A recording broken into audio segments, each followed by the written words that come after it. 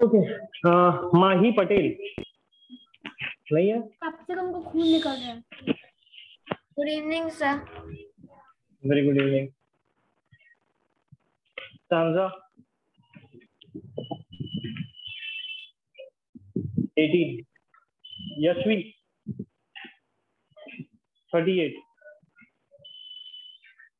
काव्या 43, जैनम शाह 11.5, द्विशा 21,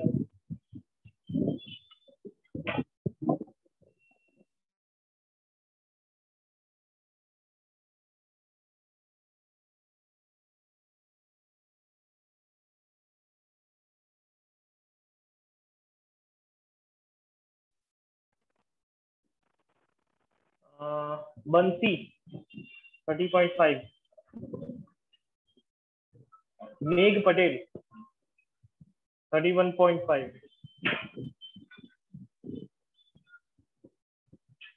मानित 46.5, तिथि 42, मीराया 25, ये रुद्र है या रुद्रा? अच्छा 24। ओके, तो माही जो है वो ऑनलाइन आती है या ऑफलाइन आती है? ऑफलाइन, आज नहीं आई है। ओके सर आप हमारे मार्क्स का बता दें। अरे तुम्हारे पेपर्स मुझे नहीं मिले, कौन से पेपर है तुम्हारे? हमने ऑनलाइन दिया तो सही एसएसटी का। ऑनलाइन पीडीएफ भेजा था। ऑनलाइन पीडीएफ भेजा था? हाँ हाँ सर। वेट करो एक मिनट, मैंने अभी मैम से बात करी, उन्होंने बोला कि नहीं उन्होंने पेपर भेजे। वेट करो। 60 देख लो मार्क्स एक का बार। पेपर ही था ना? हाँ 60, 60 हाँ मार्क्स। यस 60 मार्क्स का।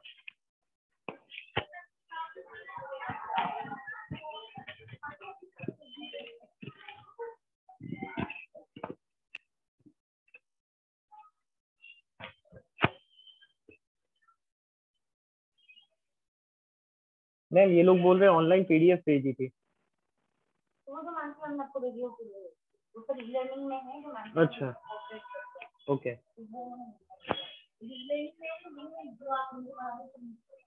अच्छा मतलब वहीं से उन्होंने जो भेजा होगा उसमें।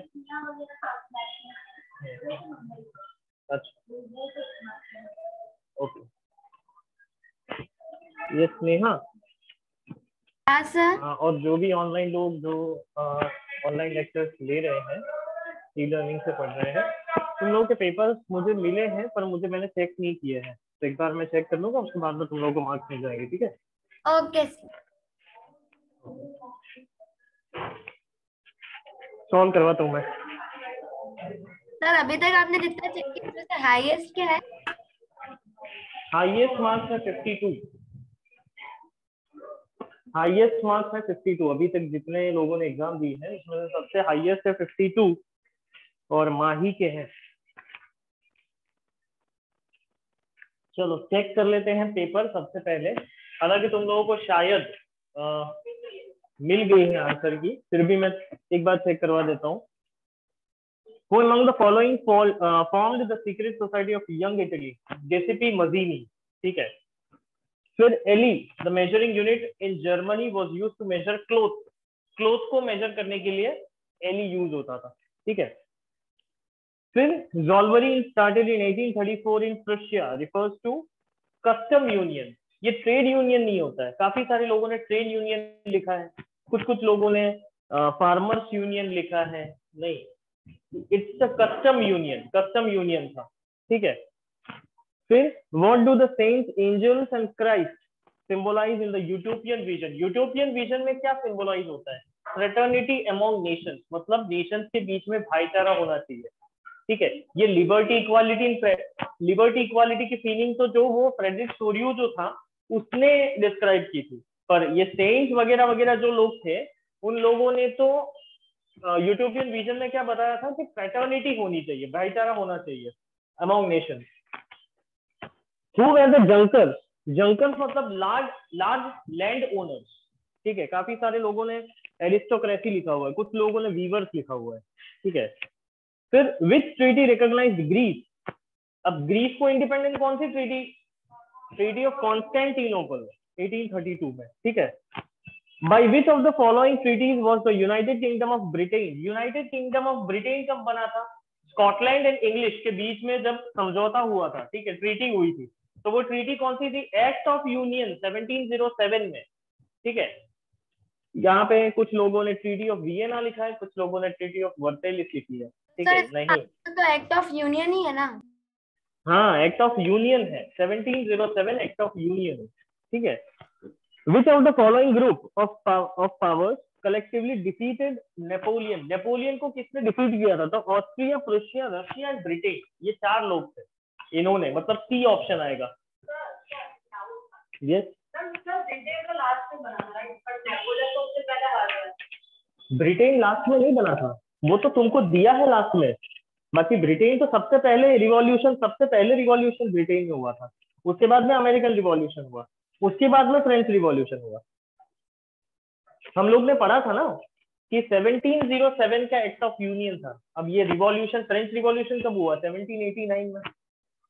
तो उसके पहले ब्रिटेन तो बन चुका था, यूनाइटेड किंगडम ऑफ ब्रिटेन तो बन चुका था उस टाइम पे। Okay okay. Romanticism refers to, ये कल्चरल मूवमेंट है।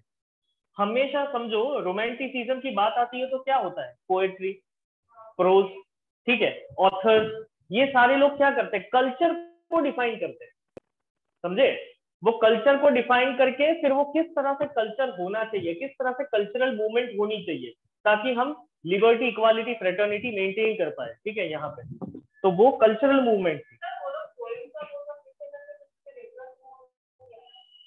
नहीं, लिटरेसी नहीं बोला जाता है, लिटरेसी मूवमेंट नहीं बोली जाती है, लिटररी मूवमेंट नहीं, वो कल्चरल मूवमेंट ही थी जिसमें लिटररी आ ही जाता है। वो लोग लिखते थे प्रोज, पोएट्री, मतलब इट इज अ लिटरेचर, तो कल्चरल मूवमेंट में तो यही आ ही जाता है। ओके, उसके बाद है ऑस्ट्रियन चांसलर ड्यूक मेटरनिच आएगा। The first clear expression of nationalism came with the ideas of French revolution है। ला पैट्री, ला फिटोई, मतलब ये तो फ्रेंच रिवॉल्यूशन के बाद में, मतलब ये इसके दौरान शुरू हुआ था, ठीक है।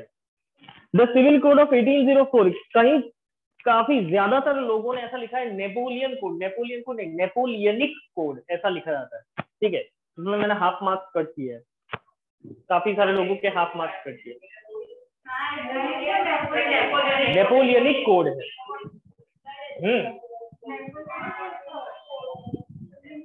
नेपोलियनिक कोड ही है। सर मैंने क्वेश्चन नंबर 10 पे गलती से ड्यूक लिखना भूल गई थी, सिर्फ मेटर्निस लिखा है, तो चलेगा ना? चलेगा, कोई बात नहीं। मतलब ये फर्स्ट टाइम इसलिए मैं जाने दे रहा हूँ क्योंकि मैं तो 0.5 काटने में बहुत ही मास्टर हूँ। सर आप छोटी सी भी गलती दिखाई देती है या तो ग्रामेटिकल मिस्टेक हो तो भी 0.5 निकल जाएंगे। ठीक है, हाँ तुम लोगों में होगा ही, पेपर में मेंशन किया हुआ है मैंने। Okay, dash became the allegory of German nation, तो जर्मेनिया होता है, जर्मेनिया। और फ्रांस की एलिगरी क्या थी? मेरियाने। ठीक है, मेरियाने। Okay, conservative resign set up in 1815 were democratic in nature. नहीं, डेमोक्रेटिक कहाँ थे, ये तो सपोर्ट कर रहे थे मोनार्की को। ठीक है, तो ये फॉल्स आएगा। ठीक है, a direct vote by which all people of region are asked to accept or reject a proposal is known as la patrie। नहीं, la patrie का मतलब क्या है ये? हाँ,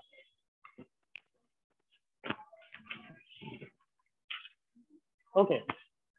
In 1861 Frederick Wilhelm IV was proclaimed the king of United Italy। False आएगा। ठीक है, the term absolutist refer to monarchical government. Exactly, absolutist मतलब वो मैंने समझाया था तुम लोगों की, मोनार्की टू वेज में होती है, एक होता है एब्सोल्यूट मोनार्की और एक होता है कॉन्स्टिट्यूशन मोनार्की। तो absolute monarchy is considered to be the absolutist, मतलब मोनार्किकल गवर्नमेंट। ठीक है, हाँ किंग्स रूल करते हैं, रूल्स एंड रेगुलेशंस नेशन के किंग ही बनाते हैं। ठीक है, यहाँ पे पार्लियामेंट की कोई जगह नहीं होती है। ओके, मैच द कॉलम्स है, उसमें फर्स्ट जो है फ्रेंच रिवॉल्यूशन, मतलब transfer of sovereignty from monarch to French citizen, ये आएगा। फिर लिबरलिज्म मतलब individual freedom and equality before the law, उसका मतलब है लिबरलिज्म। नेपोलियनिक कोड तो ensured right to property for the privileged caste, जितने भी प्रिविलेज क्लास थे उनको राइट दिया गया था प्रॉपर्टी ओन करने के लिए। ठीक है, फिर the treaty of Vienna brought the conservative regimes back to the power, मतलब कंजर्वेटिव लोग जो थे वो रिस्टोर किया गया था, पूरी मोनार्की सिस्टम रिस्टोर की गई थी ट्रीटी ऑफ वियना के बाद। और treaty of Constantinople recognized Greece as an independent nation, मतलब कुछ तो आंसर आगे ही आ गए थे। ठीक है, एक्चुअली ये पेपर बनाने में थोड़ी मिस्टेक हुई थी। हाँ, yes exactly. Okay, which one of the following types of government was functioning in France before the revolution of 1789? तो मोनार्की सिस्टम थी, ये तो बहुत ही इजी था, monarchy system.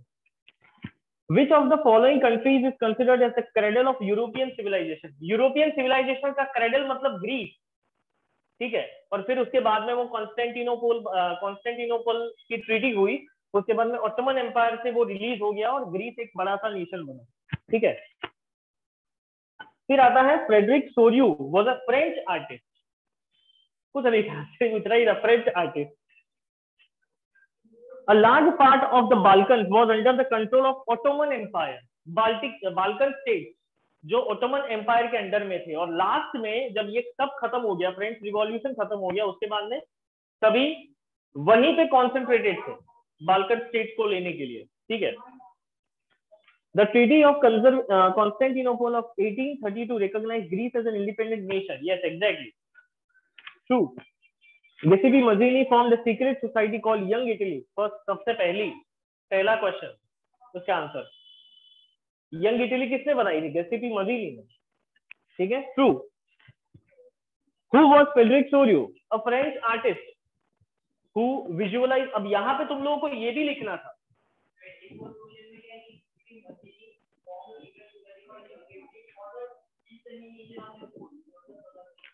डिसएमिनेशन of his goal, मतलब उसका जो गोल था लिबर्टी इक्वालिटी फ्रेटर्निटी। ठीक है, नहीं, डिसएमिनेशन का मतलब नेगेशन नहीं होता है, डिसएमिनेशन मतलब वो गोल के ऊपर वर्क करना। इसीलिए तो वर्ड डाले जाते हैं सर,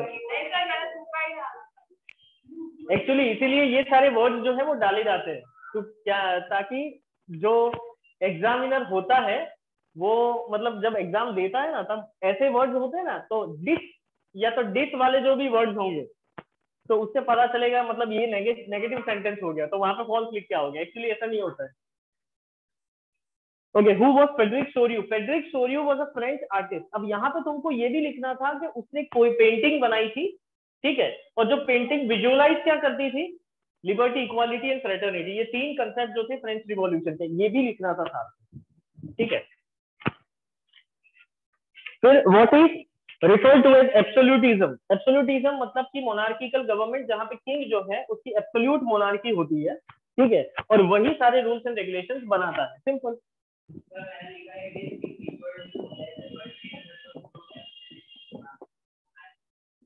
हाँ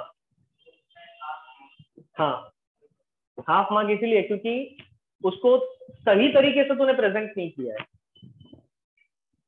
सही तरीका मतलब टेक्स्ट बुक के अंदर उसकी डेफिनेशन देख एब्सोल्यूटिस्ट की।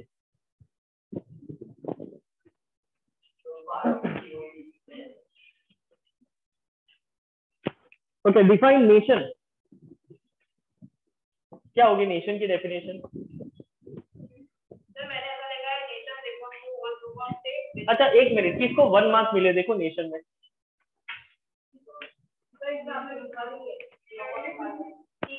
टिक मार्क, अगर टिक मार्क किया हो तो मतलब 1 मार्क मिलते हैं। अगर टिक मार्क करके 0.5 लिखा है तो मतलब समझो कि 0.5 मिला होगा।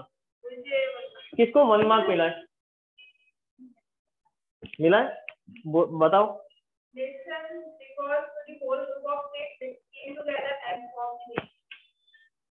This is the definition. एक बार रिपीट करना, डेफिनेशन क्या है? वापिस से।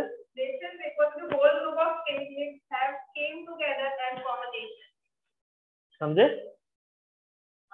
हाँ हाँ, मतलब छोटे छोटे ग्रुप ऑफ एम्पायर्स या तो छोटे छोटे ग्रुप ऑफ रीजन्स अगर इकट्ठा होके एक बड़ा सा नेशन बनता है, उसको हम बोलते हैं नेशन।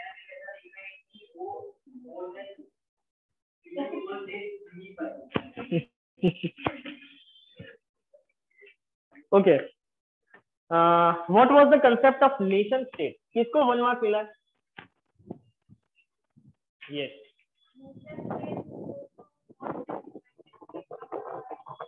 यस एग्जैक्टली, यही होती है उसकी डेफिनेशन।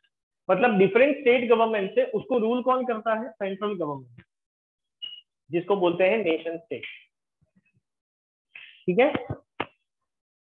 Okay, define plebiscite. अब यहाँ पे ये प्लेबिसाइड जो है उसमें भी आपने एक वर्ड भी लिख दिया होता तो बहुत ही सही रहता। क्या बता? प्लेबिसाइड मतलब डायरेक्ट वोटिंग।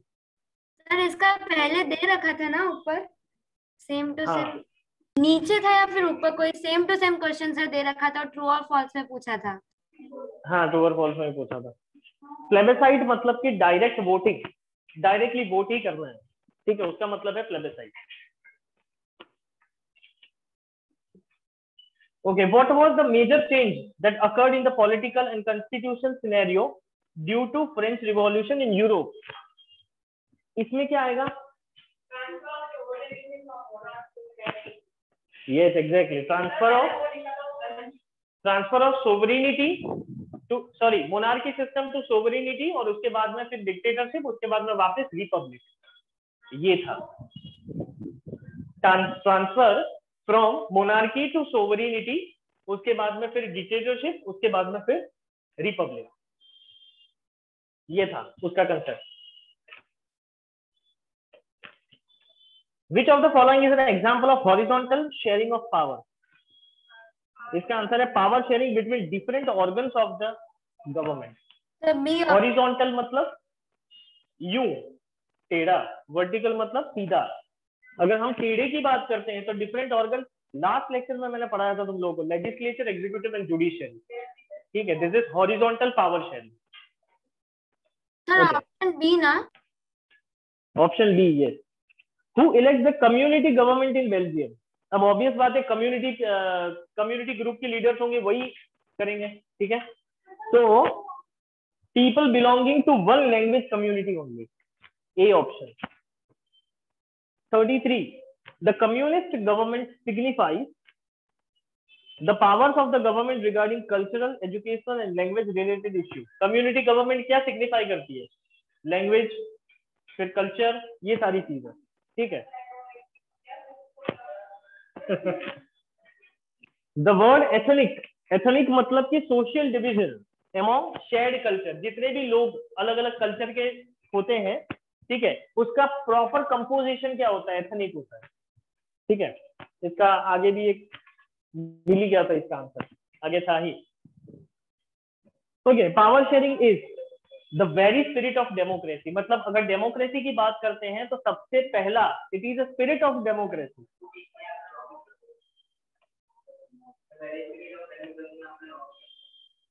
अच्छा दिखाओ।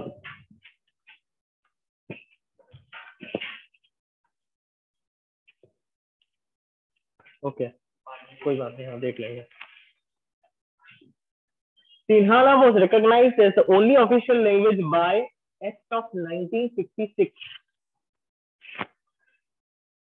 It is Act of 1956, जब ऐसा बोला गया था कि अभी सिन्हाला लैंग्वेज जो है वही श्रीलंकन मेजोरिटी पीपल्स की लैंग्वेज होगी तभी की।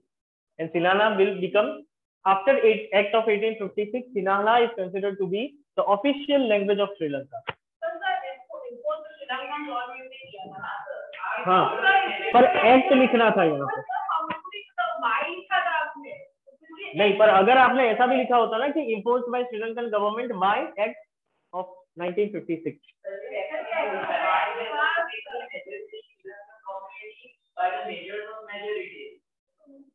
नहीं, पर वो एक्ट अगर लिखते तो प्रॉपर क्लासिफिकेशन होता ये आंसर का।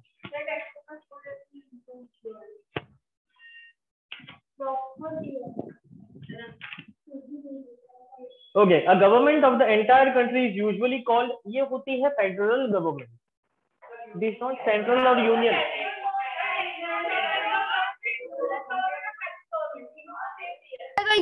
गवर्नमेंट तो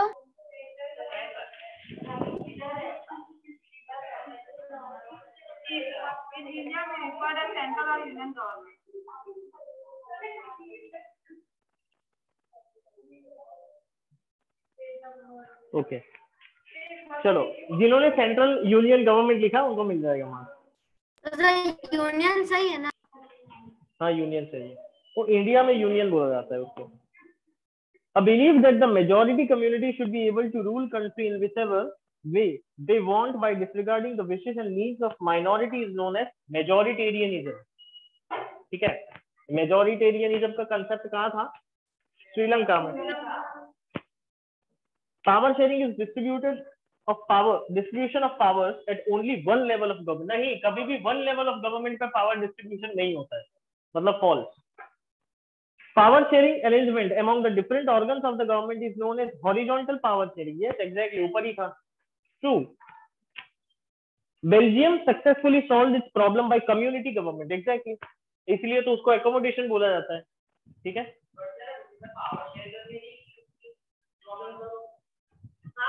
हाँ पावर शेयरिंग हुआ, पर इस तरह से नहीं, ट्रू बोला जाता है।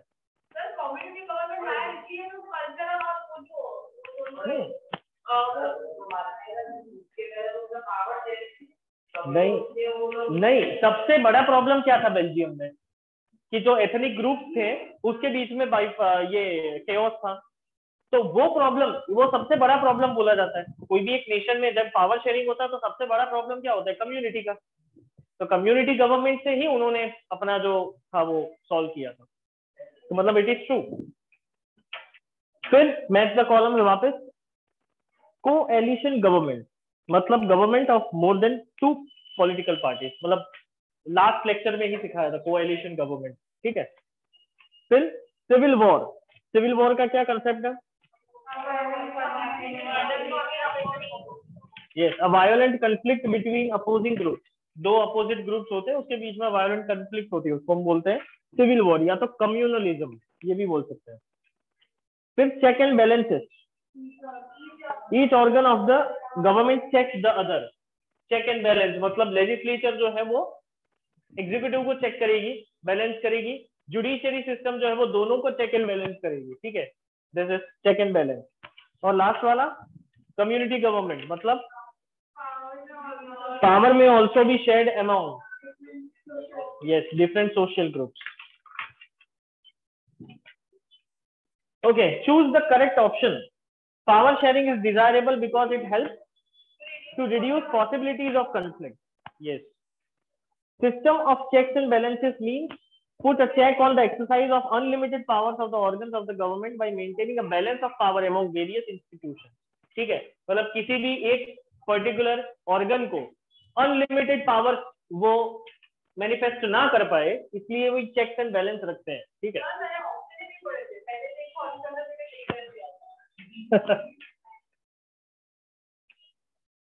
कोई नहीं, मतलब अंदर अंदर ही आंसर थे, फिर भी तुम लोग कंफ्यूज हो गए हो. सही है. ओके. फिर dash is referred to as social division based on ethnic. Community government is a very specific type of government in Belgium. Community government Belgium में ही है. काफी सारे लोगों ने फ्रांस लिखा है.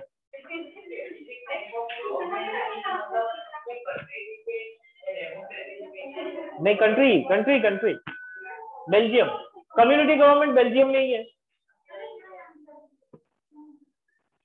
Dash was amended 4 times between 1730. अब यहाँ पे किसी ने, काफी सारे लोगों ने गलती की है. किसी ने लिखा है कॉन्स्टिट्यूशन ऑफ बेल्जियम. ठीक है, राइट. किसी ने लिखा है बेल्जियम कॉन्स्टिट्यूशन. ठीक है, राइट. किसी ने सिर्फ कॉन्स्टिट्यूशन लिखा है. अब किसका माने? इंडिया का, बेल्जियम का, श्रीलंका का? नहीं.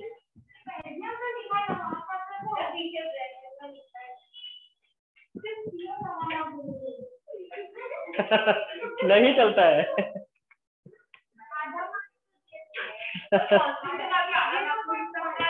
नहीं, पर किसका कॉन्स्टिट्यूशन?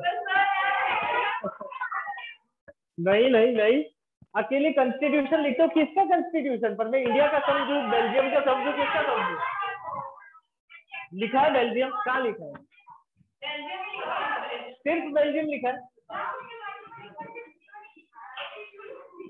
नहीं, इंस्टीट्यूशन लिखा है तूने. इंस्टीट्यूशन.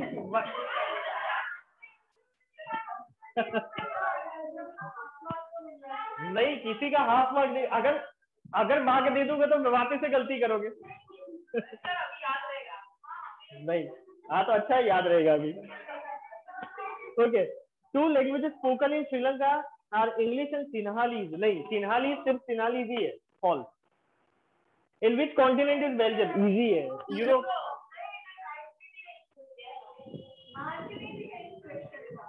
पीछे दिया. नहीं, तुम लोगों ने क्या किया है वो इसके ऊपर तो मैं बाद में आता हूँ. पीछे लिखा है देखो.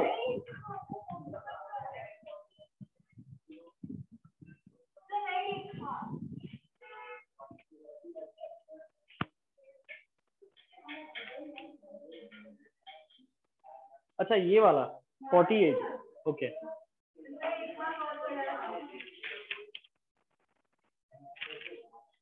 एक तो तुम लोगों ने ऐसी टिपिकल तरीके से पेपर लिखा है ना, मेरा दिमाग सुन हो गया चेक करते करते.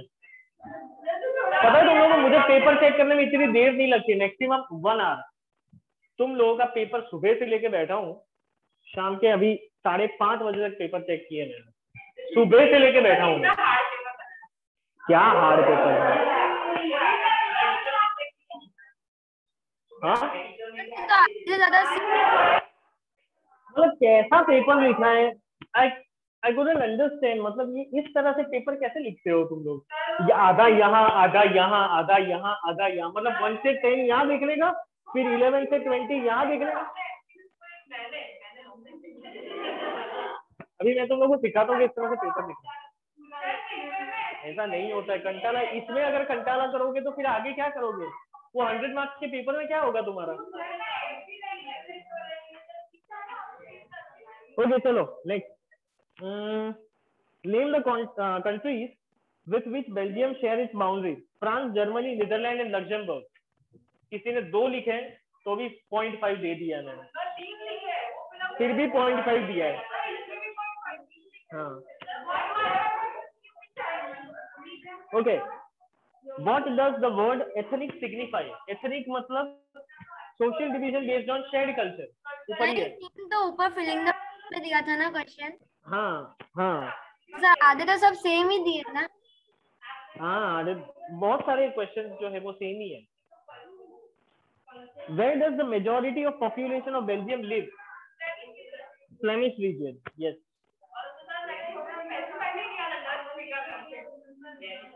Okay. Which language is spoken by majority of population in Brussels? French. कितनी? 80%. ऐसा लिखो 80%.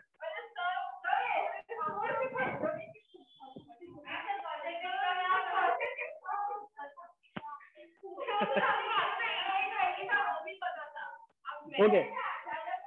In Sri Lanka, the policies of the government sought to ensure the dominance of which language-speaking people? Sinhala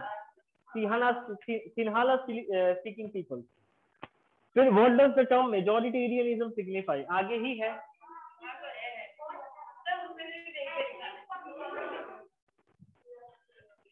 actually paper में गलती हो गई थी इसलिए.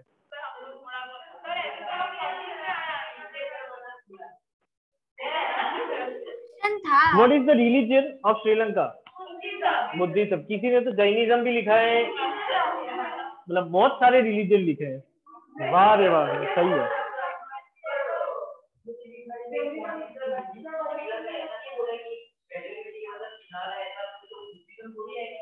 Buddhism है, सबसे ज्यादा बुद्धिज्म है वहां पे, सबसे ज्यादा.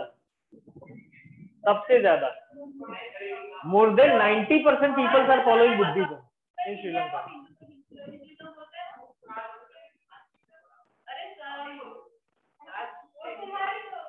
Okay. नहीं, इंडिया का हिंदुइज्म है. इंडिया कोई, हाँ, पर इंडिया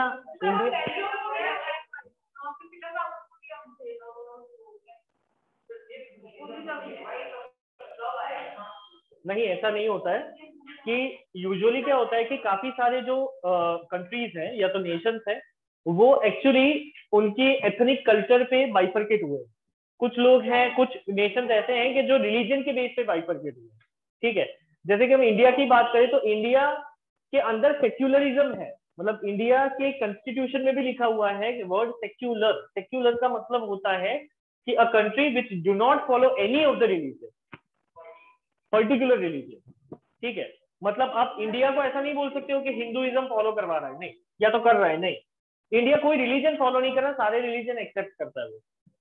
अगर हम श्रीलंका की बात करें तो यहाँ सबसे ज्यादा, क्योंकि यहाँ पे मेजोरिटेरियनिज्म है, इसकी वजह से बुद्धिज्म बोला.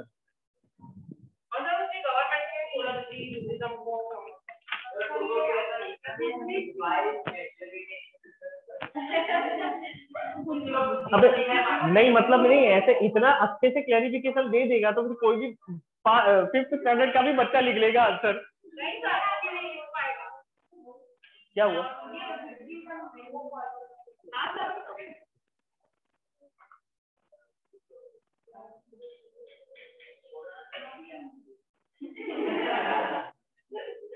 Yes, Buddhist Sinhala leaders. Yes. Okay. अब which major social group of Sri Lanka constituted the largest share in population? Sinhala speaking people. How many times did Belgium amend its constitution regarding power sharing? 4 times. Name the third level of government of Belgium. Community government. और last, which city was chosen as the headquarters of European Union? Brussels.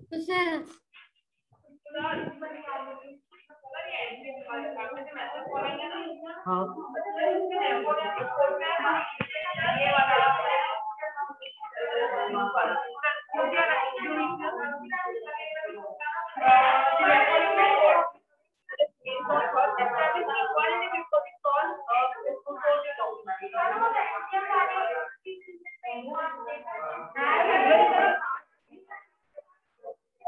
नहीं, ये नहीं आएगा. Napoleonic code में आएगा ensure right to property. उसने right to property को initiate किया, मतलब वही आएगा.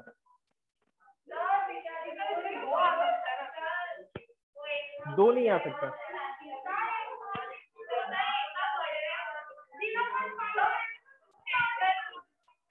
एक मिनट. जिनका बढ़ रहा है उनको मिल जाएंगे. ठीक है. नहीं, वो नहीं दिया जाएगा.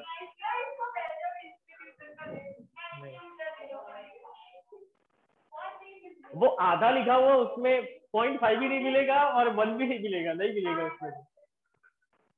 ओके, सबसे पहले तुम लोग फॉर्मेटिंग देख लो पूरे पेपर का। मैं खास तौर से ये समझाना चाहता हूँ तुम लोगों को, तुम लोगों को अभी भी फॉर्मेटिंग नहीं आती है। क्या होता है, तो जैसे कि तुम लोगों को 2 मार्कर्स नहीं होते, सबसे पहले हम लोग यही पेपर की बात करते हैं, इस पेपर की फॉर्मेटिंग किस तरह से की जाती है। देखो, हमेशा अगर क्वेश्चन पेपर ऐसा आता है कि जिसमें सिर्फ और सिर्फ एमसीक्यूज होते हैं, या तो फिर सिर्फ और सिर्फ फिल इन द ब्लैंक्स होती है, या तो फिर कंबाइन होता है fill in the blanks, MCQ, one word, one line sentences, इस तरह से, तो तुम लोगों को क्या करना है, तुम लोगों को आंसर शीट दी जाती है। कभी भी क्वेश्चन पेपर में आदत मत डालो कुछ भी करने की, क्योंकि आज यहाँ पे क्लास में तुम लोग कर रहे हो, यही आदत अगर रहेगी हर बार, तो बोर्ड के अंदर आपको पता है क्वेश्चन पेपर पे आप एक पेंसिल का पॉइंट भी नहीं रख सकते हो। क्वेश्चन पेपर पे पेंसिल का पॉइंट भी नहीं रख सकते हो। अगर वहां पे भी तुमने पॉइंट किया या कुछ भी किया तो वो माल प्रैक्टिस गिनी जाएगी। हाँ, उसको माल प्रैक्टिस गिनी जाती है। और वो अगर आप जाते हो एग्जाम देने के लिए, तो वहां की जो सप्लीमेंट्री होती है, सप्लीमेंट्री के फर्स्ट पेज पे इंस्ट्रक्शंस दी होती है, वो पहले शांति से इंस्ट्रक्शन पढ़ना, तभी तुम लोग को पता चलेगा कि कौन सी माल प्रैक्टिस गिनी जाती है। क्वेश्चन पेपर पे कुछ भी लिखना, it is a mall practice, ठीक है। फिर आंसर शीट पे कोई भी साइन करना, it is a mall practice, ठीक है। बॉर्डर बनाना, ये करना वो करना, कभी भी मत करना। क्वेश्चन पेपर सिर्फ और सिर्फ क्वेश्चन को डिफाइन करने के लिए बनाया जाता है, उसमें आप आंसर नहीं लिख सकते हो, ठीक है। आपको आंसर कहाँ लिखना है, आंसर शीट पे लिखना है। आपको अच्छे से पेपर दिया जाता है, आंसर शीट पे लिखो, ठीक है। हाँ, एक चीज है, अगर आपको याद नहीं रहता है, फॉर एन एग्जाम्पल, अगर आपके पास कोई ऐसा पेपर आ गया हो जिसमें 60 एमसीक्यूज है, या तो फिर कंबाइंड पेपर है पूरे 60 मार्क्स का, उसमें काफी सारे ऑब्जेक्टिव है, मोर देन 40 मार्क्स के ऑब्जेक्टिव, ठीक है। तो ऐसे पेपर में क्या करो, एक पेंसिल साथ में रखो, और जो क्वेश्चन पेपर होता है उसके जो ऑप्शंस होते हैं, फॉर एन एग्जाम्पल, ये मैंने एक क्वेश्चन है, ये लिखा हुआ है और इसके कुछ ऑप्शंस दिए हैं, ए, बी, सी एंड डी, ठीक है। ये एक ऑप्शन है, दूसरा, तीसरा और चौथा। तो अगर तुमको ऑप्शंस दिए गए हैं तो वहां पे आप क्या कर सकते हो, याद रखने के लिए आपके पास पेंसिल है तो सिर्फ यहाँ पे एक डॉट कर दो, इससे ज्यादा कुछ मत करो। क्योंकि कभी कभी ऐसे भी कुछ केसेस मैंने देखे हैं कि क्वेश्चन पेपर पे टिक मार्क किया हुआ है एमसीक्यूज को, और ये क्वेश्चन अगर आस पड़ोस में पड़ा है और कोई देख रहा है तो it will be considered mall practice, कि आपने कॉपी करवाने के लिए ये लिखा है। वो लोग यही समझेंगे, भले आप बहुत ही अच्छे हो, आपका नेचर बहुत ही अच्छा है, आपका कैरेक्टर बहुत ही अच्छा है और आप क्लीन हो, फिर भी वो उन्होंने आपको पहली बार देखा हुआ है। बोर्ड में जो स्क्वाड्स आती है उन्होंने आपको पहली बार देखा है, ठीक है। तो ये गलती दूसरी बार मत करना, ये पहली बार आपने किया है, ठीक है, आपको आंसर शीट दिया जाता है, तो आप या तो एक काम करो कि जो भी क्वेश्चन आपको दिए गए हैं एक बार पहले, सबसे पहले पूरा पेपर रेफर करो, कौन सा क्वेश्चन तुमको सबसे ज्यादा, ये तो सेक्शन एक ही है, अब तुम्हारी एग्जाम होगी तो सेक्शन वाइज होगी, सेक्शन 1, सेक्शन 2, सेक्शन 3, सेक्शन 4, ऐसे भी, मतलब सेकंड टर्म की जो एग्जाम होगी उसमें, ठीक है। और या तो तुम लोग बोर्ड की एग्जाम देने जाओगे उस टाइम पे, तो काफी सारे सेक्शंस होंगे। तो सबसे पहले तुमको क्या करना है, पूरा पेपर रेफर करके कर लेना है, 5 to 10 मिनट दो पेपर को रेफर करने के लिए, ठीक है। उसके बाद में सबसे अच्छा, सबसे बढ़िया क्वेश्चन तुमको कौन सा आता है, सेक्शन तुमको कौन सा आता है, वो सेक्शन सबसे पहले अटेम्प्ट करो, ठीक है। ये मैं ओवरऑल इंस्ट्रक्शंस दे रहा हूँ, सुनना शांति से, फिर ये पेपर के बारे में भी बात करेंगे हम लोग। तो ओवरऑल इंस्ट्रक्शन में ऐसा होता है, सेक्शन तुम लोग देख लो, सबसे पहला सेक्शन है ऑब्जेक्टिव का, ठीक है। ऐसा जरूरी नहीं है कि ऑब्जेक्टिव सबसे पहले लिखना चाहिए, नहीं, सेक्शन जो भी आपको सबसे ज्यादा पसंद है और या तो सबसे ज्यादा आता है बाय हार्ट, वो सबसे पहले लिखो, क्योंकि first impression is the last impression, ऐसा बोला जाता है। ठीक है। फॉर एन एग्जाम्पल 4 सेक्शन है, सेक्शन 1, सेक्शन 2, सेक्शन 3 और सेक्शन 4। ठीक है, ये है 1 मार्कर ऑब्जेक्टिव। ठीक है, फिर वापिस ये 1 मार्कर आए, ये 3 मार्कर आए और ये 4 मार्कर आए। अब समझो कि मैं पेपर लिखने बैठा हूं, मैंने पूरा पेपर रेफर कर लिया, अब मुझे सबसे ज्यादा ये पसंद आया। ठीक है, अब इसके अंदर मुझे आता है बहुत अच्छा, बहुत एकदम जबरदस्त आता है, मैंने प्रॉपर लर्न करके आया हूं, तो मैंने सबसे पहले ये अटेम्प्ट किया। फिर उससे थोड़ा सा कम मुझे ये लगा, ठीक है, तो मैंने ये अटेम्प्ट किया, सेकेंड, ये फर्स्ट। फिर ये मुझे ऐसा लगा कि नहीं लिख लेते हैं, अच्छा रहेगा, ठीक है, तो थर्ड मैंने ये अटेम्प्ट किया। और लास्ट में मैंने, मुझे ऐसा लगा कि अभी ऑब्जेक्टिव्स में थोड़ा बहुत मुझे डाउट है, ठीक है, जिसको मैंने सबसे लास्ट अटेम्प्ट किया। मतलब आपकी पेपर ऑर्डर क्या होगी आंसर शीट में, सबसे पहले आपको जो सबसे ज्यादा आता है वो आपने अटेम्प्ट किया, मतलब आपकी इंप्रेशन जो भी पेपर चेकर करेगा, एलिमिनेटर होगा, ठीक है, तो वो क्या देखेगा, अरे बहुत बढ़िया लिखा है।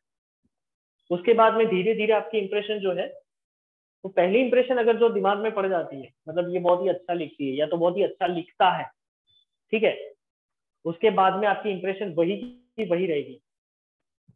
पर ऐसा नहीं बोल रहा हूँ कि बाकी के जो है सेक्शंस उसमें हनुमान चालीसा, गायत्री चालीसा लिख दो, ऐसा नहीं, लिखना तो है ही, ठीक है। दूसरी बात, कभी भी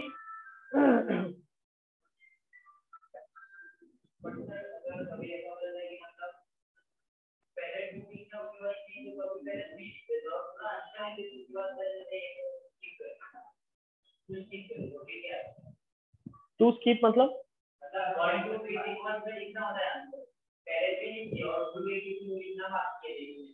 हाँ, मतलब तो आप लोगों को सेक्शन जंप करना है, सब सेक्शन जंप नहीं करने हैं। मतलब सपोज कभी कभी कुछ पेपर ऐसे भी आते हैं, ठीक है, कि मैंने देखा कि सेक्शन 4 का सेकंड क्वेश्चन लिख लिया, उसके बाद में फर्स्ट क्वेश्चन लिख लिया, दिस इज राइट, ठीक है, फिर सेक्शन 3 का सेकंड लिखा और फिर सेक्शन 4 का याद आया 3 लिखना है, ये नहीं हो सकता, दिस इज रॉन्ग। आपको सेक्शन जंप नहीं करना है, सेक्शन जंप कर सकते हो पर जो भी सेक्शन आप सबसे पहले लो वो पूरा कंप्लीट करो, उसके बाद में फिर आप दूसरे सेक्शन पे जाओ।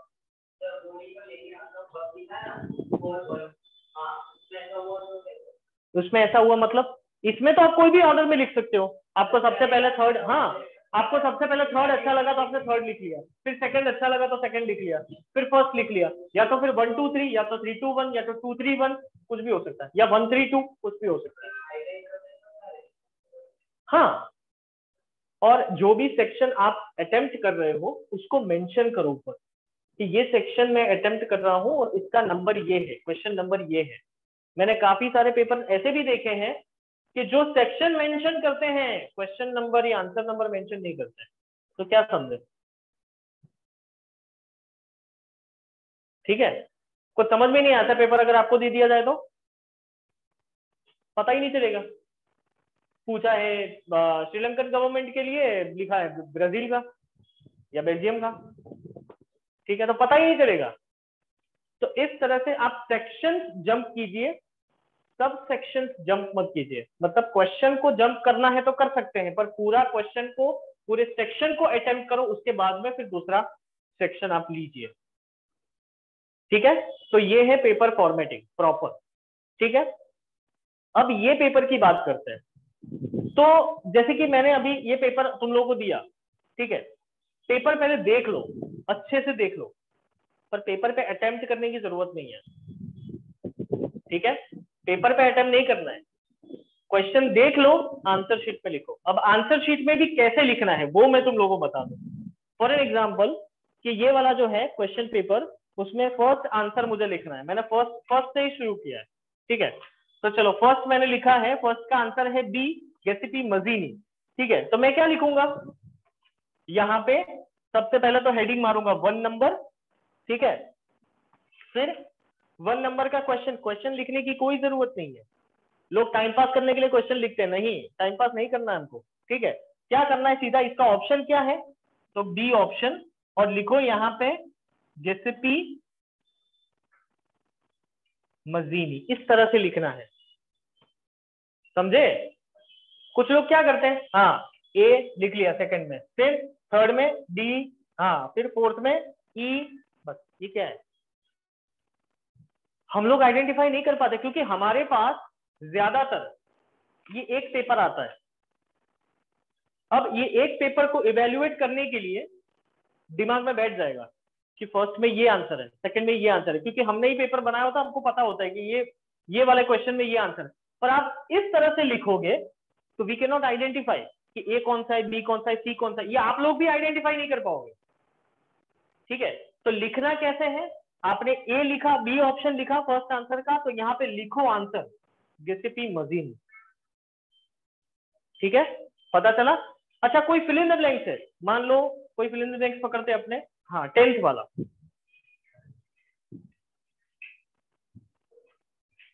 ओके 10th, तो 10th का आंसर क्या लिखना है तुम लोगों को? ड्यूक मेटरनिश।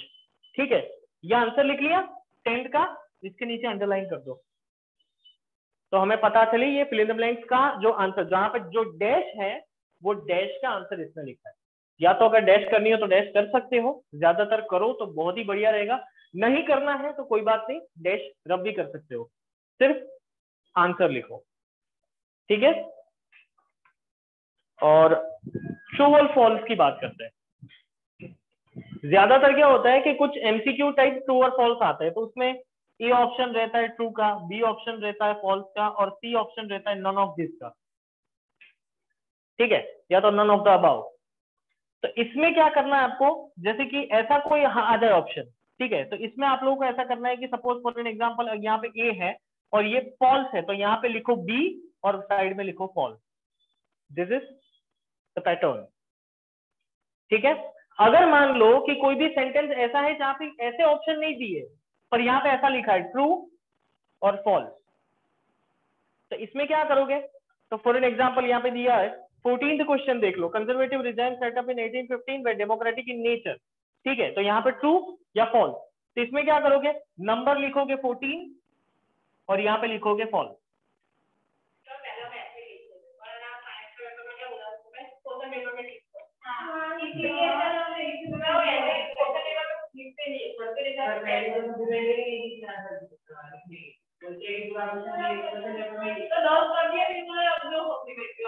एक्चुअली क्या होता है, मैं तुम लोगों को बोलूं कि ये ऐसे पेपर्स पे लिखने होते हैं जिसमें आपको ऑप्शन यहाँ पे टिक मार्क करने के लिए दिया जाता है।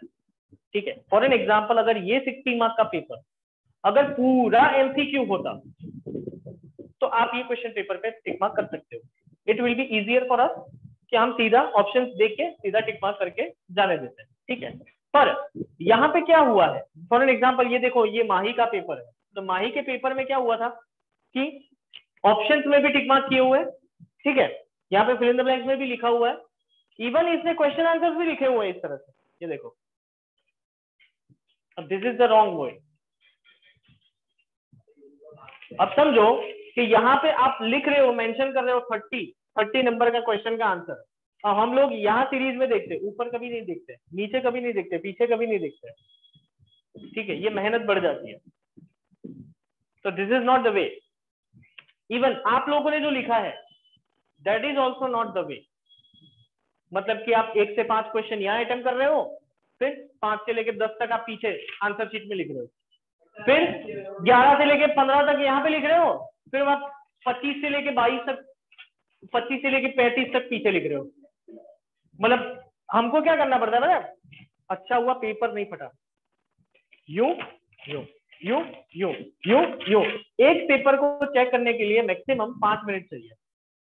ठीक है, और मैं एक पेपर को चेक करने के लिए 10 मिनट लेता हूं, क्योंकि अगर मैंने सब्जेक्टिव पूछा है तो मैं लैंग्वेज भी चेक करता हूँ।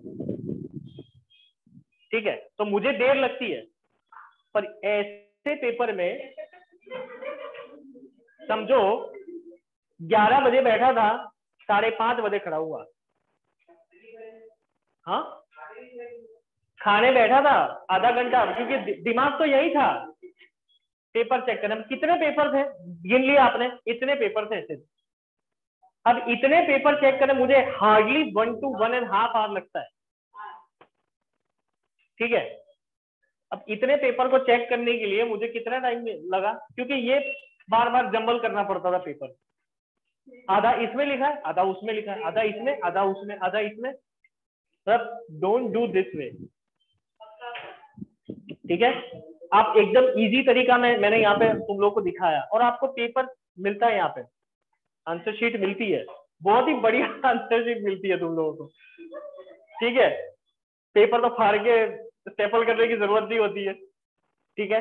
यहाँ पे बहुत ही अच्छी टेक्निक है इन लोगों के पास कि इन्होंने मतलब क्लास के ही असाइनमेंट मतलब वो आंसर शीट देते हैं, तो बहुत ही बढ़िया पेपर है, उसमें ही अटेम्प्ट करो और इसी फॉर्मेट में अटेम्प्ट करो, यही फॉर्मेट होना चाहिए, फर्स्ट से लेके 60 क्वेश्चन तक यही फॉर्मेट होना चाहिए। तो हमको क्या है, पेपर बार बार देखना ना पड़े, सीधा आंसर शीट में ही टिक मार्क कर लो और वहीं आपके आंसर लिख लो। क्वेश्चन पेपर एकदम प्लेन होना चाहिए, बहुत ही अच्छा नीट एंड क्लीन होना चाहिए, ठीक है, ताकि ये क्वेश्चन पेपर जो है वो आप अपने वो फाइल होती है ना, वो फाइल के अंदर ये लगा सको, क्योंकि यही सारे क्वेश्चन पेपर्स जो है वो आपको एंड मोमेंट पे काम आते हैं, बहुत ज्यादा काम आते हैं।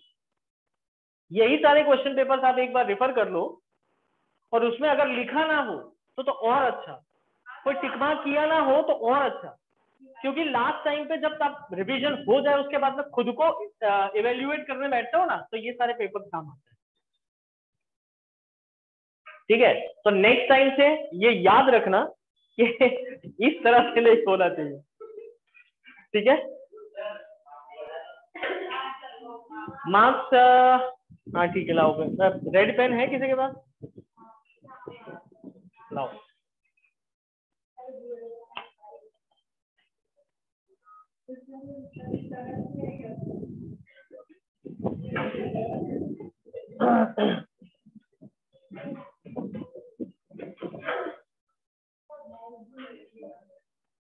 क्या हुआ? नहीं, वो इंस्टीट्यूशन का तो मिलेगा ही नहीं। इंस्टीट्यूशन अलग चीज होती है, कॉन्स्टिट्यूशन अलग चीज होता है।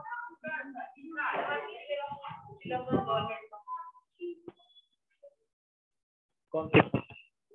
ये वाला मत देखना, ये वाला नहीं, वो एक्ट ऑफ 1956 नहीं लिखा होगा, इसमें नहीं मिलेगा।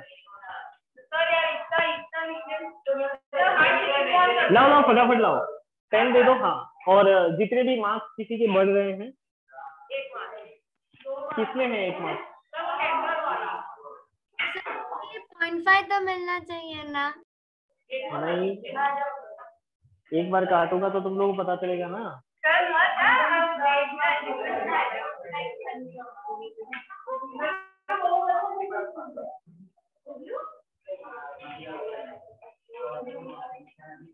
ओके, काव्या यहाँ पे है।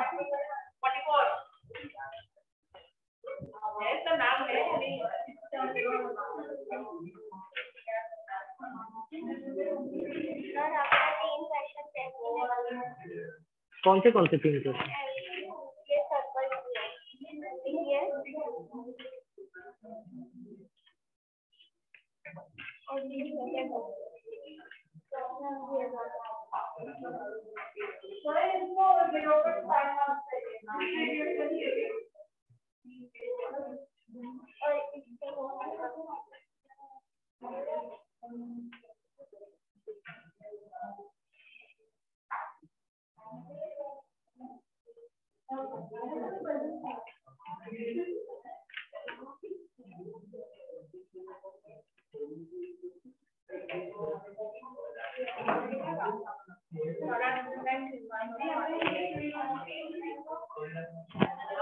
तीसरा कौन सा?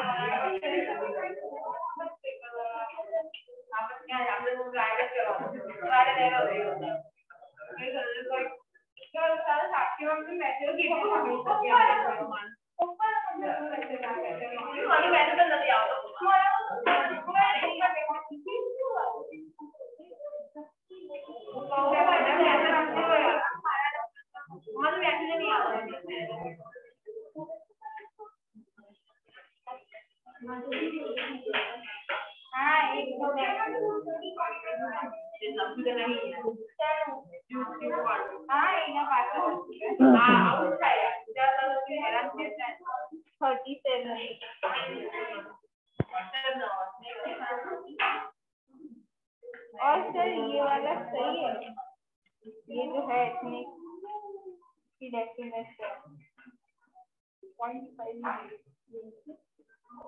नहीं, पावर शेयर्ड अमंग पीपल्स लिखा है, कौन से पीपल?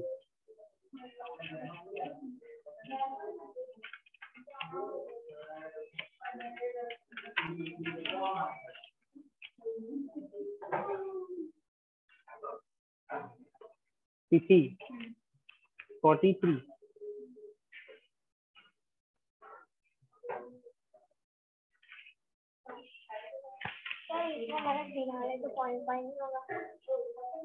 नहीं, इंग्लिश में फिनाली लिखा है। नहीं मिलेगा, इंग्लिश एंड फिनाली दोनों। अगर फिनहारा लिखा होता तो मिलता। एक मिनट कितना है?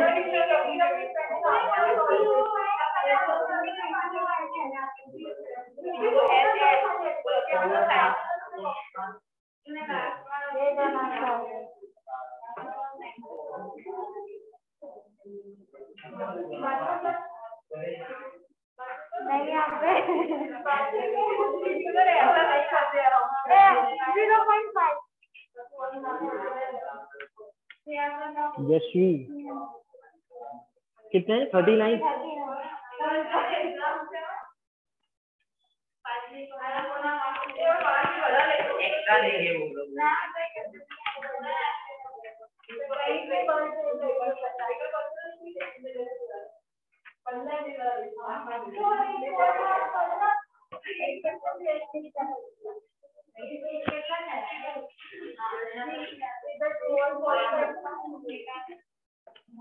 ये ना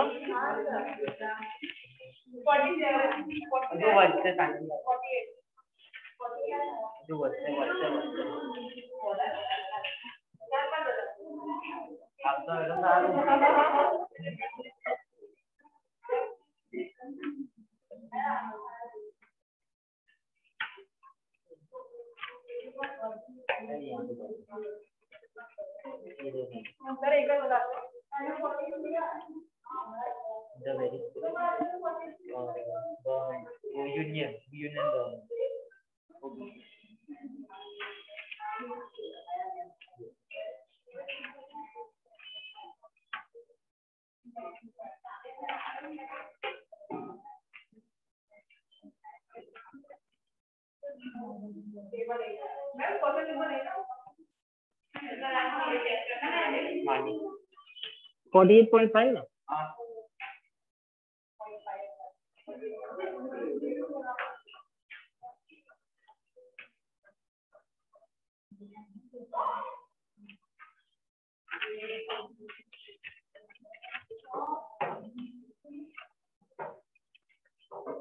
लिख लिया।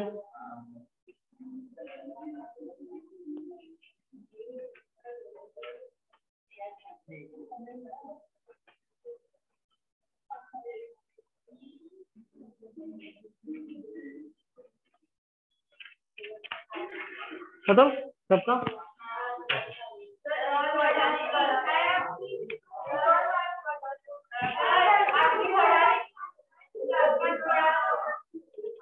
चलो बाय बाय।